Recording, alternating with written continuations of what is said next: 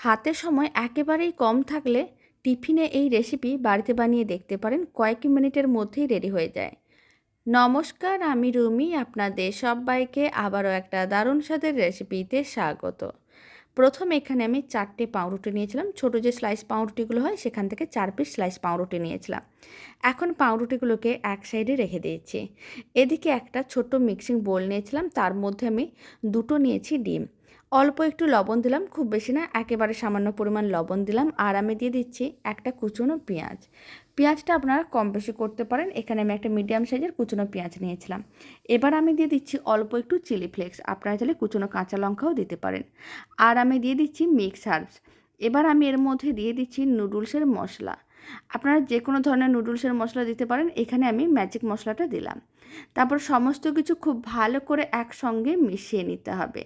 খুব ভালো করে মেশানো হয়ে গেছে, ডিমের মিশ্রণটা একেবারেই রেডি। এখন ডিমের মিশ্রণটাকে এক সাইডে রেখে দিতে হবে।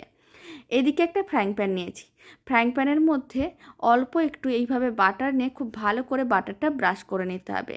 যখন খুব ভালো করে বাটারটা ব্রাশ করা হয়ে যাবে আর যখন ফ্রাইং প্যানটা গরম হয়ে যাবে, তখন এক একটা করে এরকমই পাউরুটি রেখে দিতে হবে। আর ফ্লেমটা মিডিয়াম টু লোতেই রেখেছি। 4টে পাউরুটি আমি ফ্রাইং প্যানের মধ্যে দিয়ে দিলাম।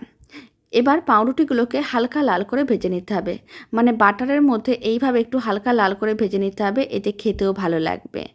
উল্টে পাল্টে দুদিকই খুবই হালকা লাল করে ভেজে নিতে হবে।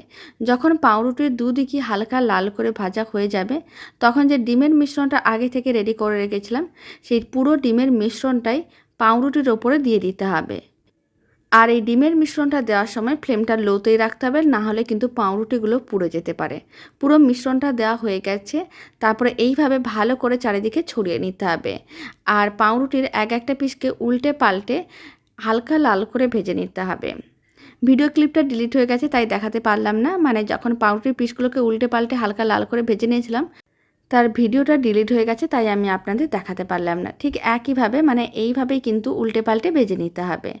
দুদিকই বেশ হালকা লাল করে ভেজে নিয়েছিলাম, আর ফ্লেমটা মিডিয়ামেই রাখতে হবে, নাহলে কিন্তু ভেতরটা কাঁচা থেকে যেতে পারে। ভেজে নেওয়ার পরে এবার একটা প্লেটের মধ্যে সার্ভ করে নেব। দারুণ স্বাদের পাউরুটি ও ডিম দিয়ে এই রেসিপিটা বাড়িতে বানিয়ে দেখতে পারেন। বানানো যতটাই সহজ, খেতে অনেক বেশি ভালো হয়। অল্প একটু টমেটো কেচাপ দিয়ে সার্ভ করে নিয়েছি। আর রেসিপিটা শেষ পর্যন্ত দেখার জন্য অসংখ্য ধন্যবাদ। ভালো লেগে থাকলে আপনারা যদি ফেসবুক থেকে রেসিপিটা দেখছেন, পেজটিকে ফলো করে নেওয়ার অনুরোধ রইল। ইউটিউব থেকে দেখলে চ্যানেলটি সাবস্ক্রাইব করে নেওয়ার অনুরোধ রইল। পাশে থাকা বেল আইকনটি প্রেস করে নেবেন নতুন রেসিপির আপডেট সবার আগে পাওয়ার জন্য। তো চলুন, ভিডিওটা আমি এখানে শেষ করছি। আপনারা সবাই ভালো থাকবেন, সুস্থ থাকবেন। আপনাদের সঙ্গে আবার নতুন রেসিপি নিয়ে দেখা হচ্ছে।